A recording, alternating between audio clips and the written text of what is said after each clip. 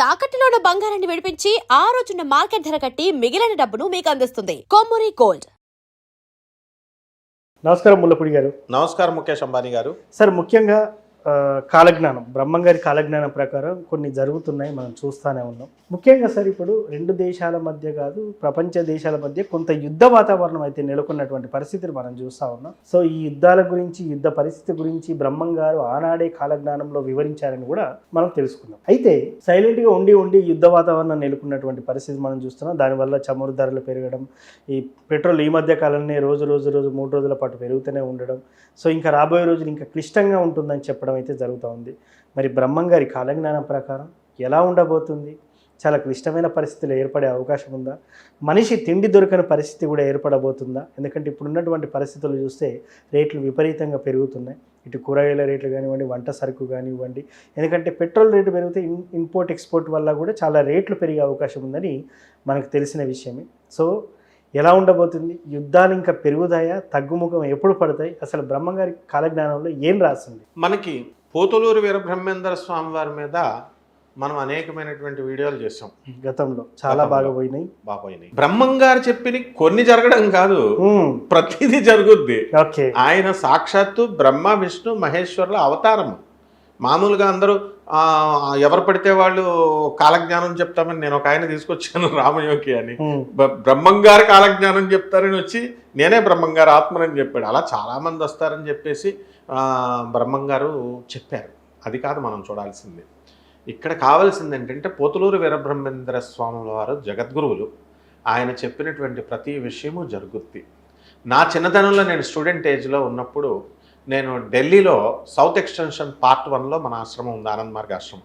అక్కడికి వెళ్తే బాటిల్లో వాటర్ బాటిల్స్ అమ్మేవారు. ఏంటో వీళ్ళు వాటర్ బాటిల్స్ కొనుక్కుంటున్నారు అనుకునేవాడిని. బ్రహ్మంగారు ఆ రోజే చెప్పారు కాలజ్ఞానంలో, నీళ్లను కొనుక్కుంటారు అని. ఇప్పుడు ప్రతి పల్లెటూరులో కూడా ఎవరైనా మినరల్ వాటర్ తాగకుండా మామూలు ట్యాప్ వాటర్ తాగుతున్నారా? కరెక్ట్. లేదు. బ్రహ్మంగారు చెప్పింది జరిగింది. రెండవది, ఇక పాతకాలంలో విధవ పరిపాలన చేస్తుంది అన్నారు.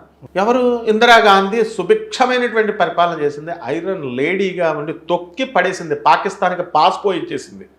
అటువంటిది. నెక్స్ట్, ముఖానికి రంగేసుకున్నటువంటి వాళ్ళందరూ కూడా రాజ్య పరిపాలన చేస్తారు అన్నారు. ఎంజీఆర్, జయలలిత గారు, సీనియర్ ఎన్టీఆర్, తర్వాత పవన్ కళ్యాణ్ గారు, సూపర్ స్టార్ కృష్ణరాజు, ఇలా ఇప్పుడు మన లేటెస్ట్ మనం చెప్పినటువంటి విజయ్ పరిపాలన చేస్తాడు. ఎన్టీఆర్ లెవెల్లో అసలు యంగ్స్టర్గా వచ్చేసి ఇచ్చేశారు. మీరు కూడా ముఖానికి రంగేస్తున్నారు, మీరు కూడా అవ్వచ్చేమో కాలజ్ఞానంలో చెప్పారు ముఖేష్ అంబానీ గారు అసలే. నెక్స్ట్, రెండవది, పెట్రోల్ ధరలు పెరిగిపోతాయి అన్నారు. పెట్రోల్ ధరలు పెరిగిపోతే నరేంద్ర మోడీ గారు వచ్చి 10% ప్లీజ్ తగ్గించండి, ఇంటికి 4 కార్లు ఉంటే 1 కారు వాడుకోండి ప్లీజ్ అంటే ఆయన్ని కూడా తప్పు పెట్టారు నరేంద్ర మోడీ గారు. మరి అలాగే బంగారం ధర 1 ఇయర్ కొనకండి అని చెప్పారు మోడీ గారు, అది కూడా తప్పు పెట్టారు.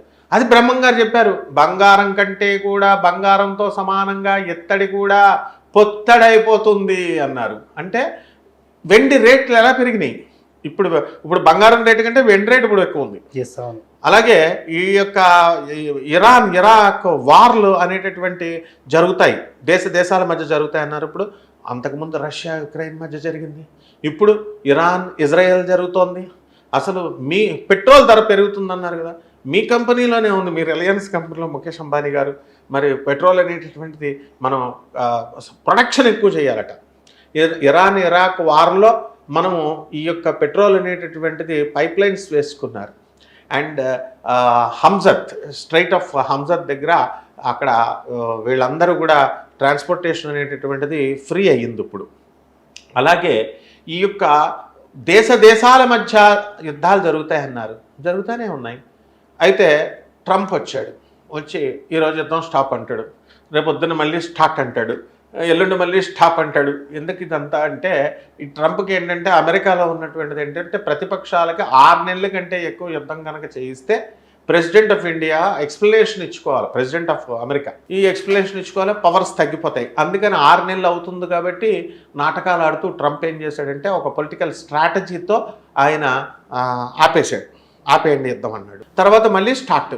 ఇక్కడ ఆపేయండి అంటాడు. అక్కడ బార్డర్లో ఉన్నటువంటి నా మిలిటరీ కమాండర్స్ వీళ్ళంతా నా ఫ్రెండ్స్ ఉన్నారు, బ్రిగేడర్, కమాండ్, ఎయిర్ ఫోర్స్ వీళ్ళంతా కూడా లెఫ్టినెంట్లు, స్క్వాడ్రాన్ లీడర్లు, వాళ్ళేమో యుద్ధం జరుగుతుంది మొర్రో అంటారు. మనకు తెలిసిన వాళ్ళేమో, అందరికీ తెలిసిన వాళ్ళు దుబాయ్లోను, ఖతర్లోను, అక్కడ మొత్తం అన్ని చోట్ల ఉన్నారు గల్ఫ్ కంట్రీస్లో. వాళ్ళేమో వీడియో కాల్ పెట్టి చూపిస్తున్నారు, ఏదో టపాకాయలు దీపావళి టపాకాయలు కాల్చుకునే డుమ్మని అలా పక్కింటి మీద పడుతుంది బాంబు, అవి చూస్తున్నాం మనం. అయినా ఎక్కడ ఆగిపోయింది? కాబట్టి ఇది కంటిన్యూస్ ప్రాసెస్ అని చెప్పారు పోతులూరు వీరబ్రహ్మేంద్ర స్వాముల వారు.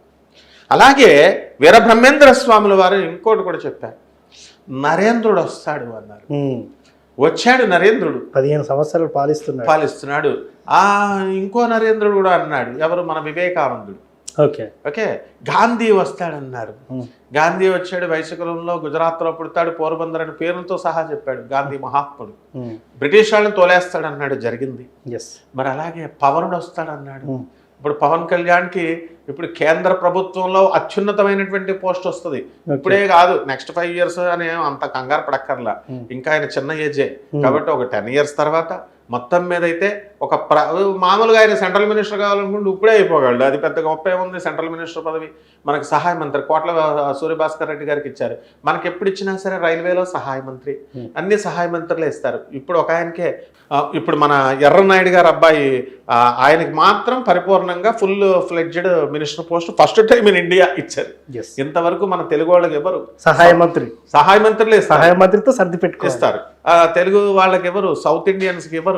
కాబట్టి ఈ రకంగా ఉన్నటువంటి వీళ్ళకి ఫుల్ ఫ్లెడ్జ్డ్ పోస్ట్ అనేటటువంటిది పవనుడికి ఇస్తారు అని ఉంది. కాబట్టి పవన్ కళ్యాణ్ గారు త్వరలో ఒక ప్రధాని కావచ్చు, ఒక ఉప ప్రధాని కావచ్చు, లేకపోతే ఒక ఫుల్ ఫ్లెడ్జెడ్ గొప్ప పదవి ఉన్నటువంటి పోస్ట్లోకి ఆయన వస్తారనమాట. కాబట్టి ఈ విధంగా మనకి పోతులూరు వీరబ్రహ్మేంద్ర స్వామి వారు గారు చెప్పినట్టుగా మనకి వైరస్లు వస్తాయన్నారు. కరోనా వైరస్ సంగతి మర్చిపోయాం మనం, 2020లో వచ్చింది. ఇప్పుడు ఎలోబా అనే కొత్త వైరస్ వచ్చింది, హెచ్పివి, హ్యూమన్ ప్యాపిలోమా వైరస్. ఇది క్యాన్సర్కి సంబంధించినటువంటిది. అలాగే ఈ యొక్క మ్యుటేషన్స్ చెందుకుంటూ ఈ యొక్క వ్యాధులన్నీ కూడా, కరోనాలో వైరస్ అంతా కూడా మ్యుటేషన్స్ చెందుకుంటూ రకరకాలుగా వస్తున్నాయి. కాబట్టి ఇంకా మనం ఈ తరంలో ఈ 2026లో ఎబోలా వైరస్ ఎంటర్ అయిపోయింది. అప్పుడే కేసెస్ కూడా నమోదవుతున్నాయి.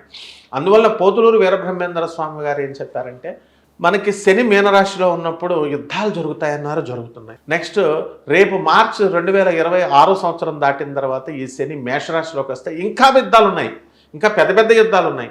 ఇజ్రాయెల్ చిన్న దేశమే కానీ మొండి దేశం, తెలివైంది. ఇరాన్ మొండి దేశం, ఎవరైనా వదులుతున్నారు వాళ్ళు. అండ్ మనం దొంగలం, మనం ఇండియన్స్. ఎందుకని మనం ఇరాన్కి మనం సపోర్టింగ్ దేశం, మనం ఫ్రెండ్లీ దేశం, ఆలిడ్ కంట్రీస్ మనం, ఎలియన్సెస్. కానీ మనం ఏం చేస్తాం, ఎప్పుడు కూడా మనం యుద్ధాలకు వెళ్ళాం. ఆలిడ్ కంట్రీస్లో మనము ఏం చేస్తామంటే తటస్థంగా ఉంటాం. కానీ ఇరాన్ రెచ్చిపోయి చిన్న దేశమైన అమెరికాకి చెక్ పెట్టింది.